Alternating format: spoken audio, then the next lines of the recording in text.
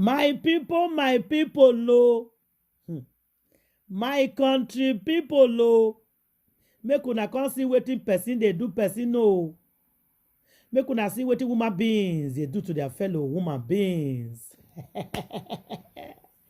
Hey, no be say I dey laugh o. I no laugh o. Na the things wey dey happen na make me dey laugh. Sometimes I dey ask say how Eudochie take get himself into this mess. How we take reach here? Wetin dey happen? Why we dey where we dey today? Ogini na fio. Ogini me. My people, oh. Make una come see wetin person dey do to person, oh. Make una see wetin their fellow human beings dey do to their fellow human beings. Now wetin we dey call bonsha be this. This is what we call bonsha. The time wey you dey with me, he no know the value, he no appreciate am. Now, look at what is going on. Now, look at what is going on for Abulegba.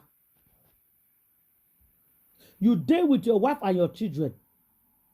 You dey chop money. Una dey work, company is working. Why una no dey appreciate what una get? I don't know. I don't know why people don't appreciate what you have.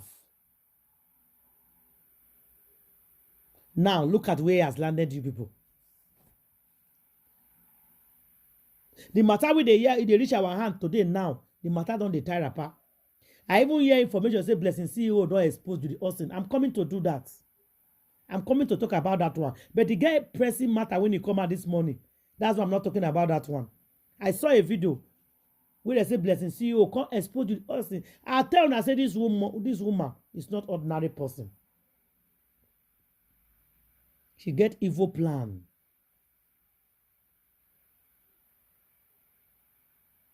She be follow come. Evil plan.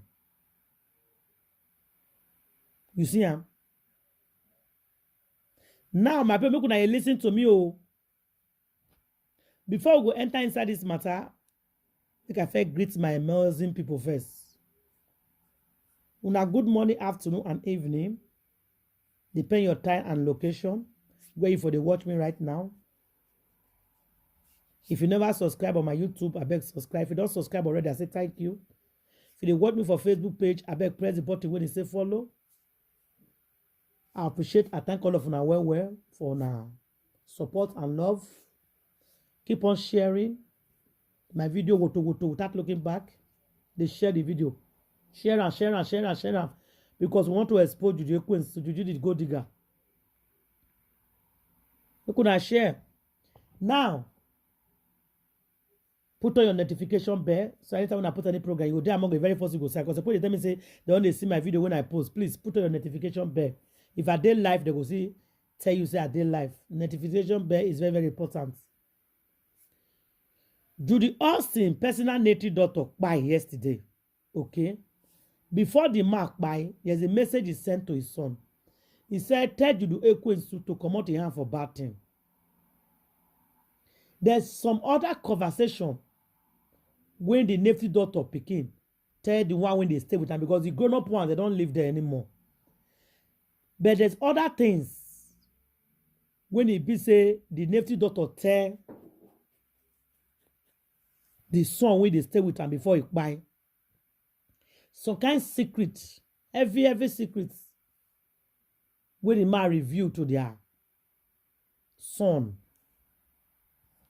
To his son. Let her know say he get some things we be say. Hey Jesus. Ha! He get some things we and Judy Austin do together. The one where they bury, the one where they dry, the one where they put for river. There's a lot of things they do together that before they go put them for ground to rest, they need to invite Judy Austin.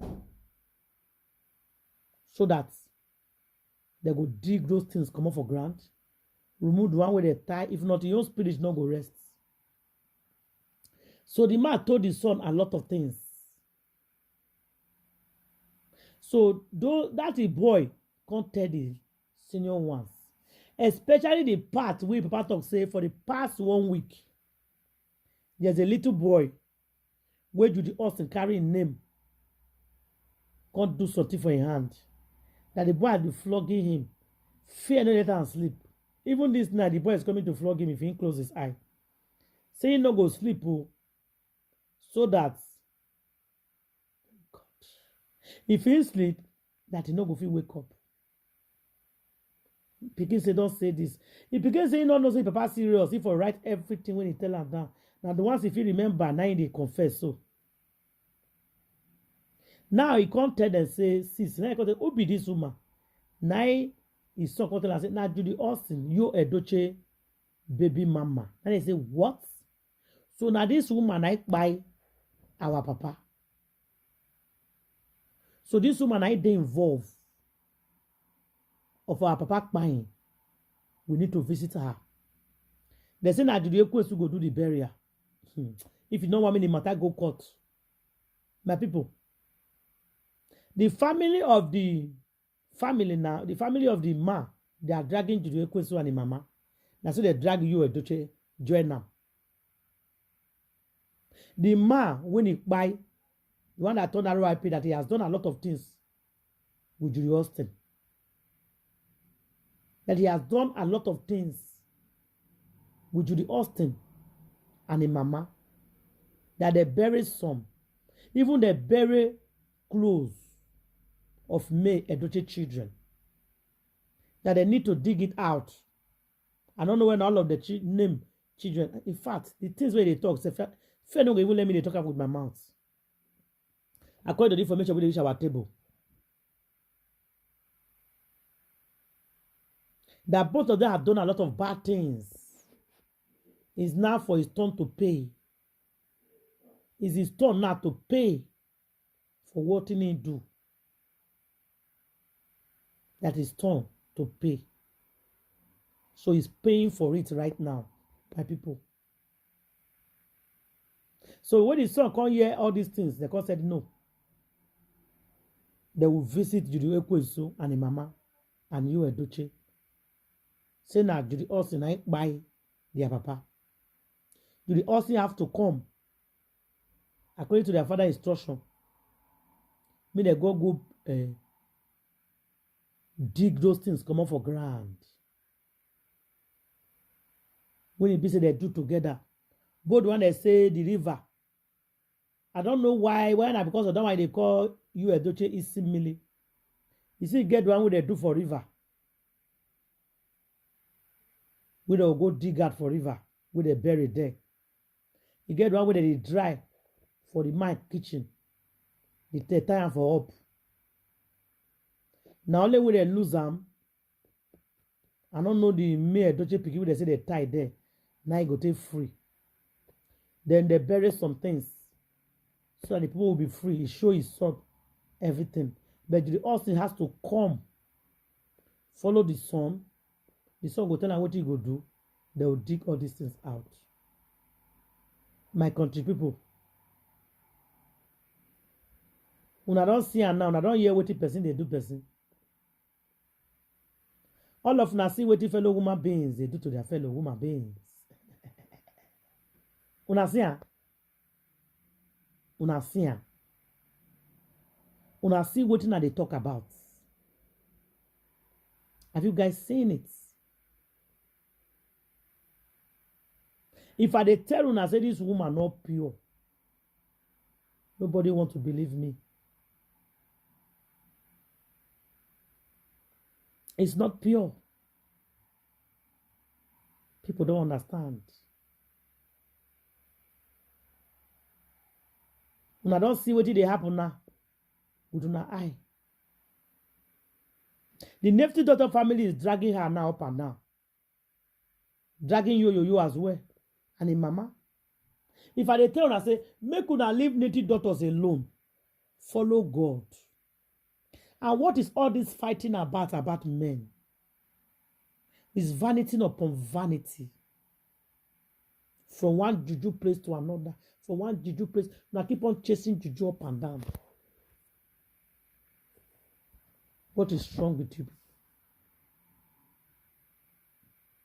Wetin they do now? Wetin una no know? Una dey say una know am. Why? Wetin una not be una so una be am. Judy ask you why you don't want me and our children rest.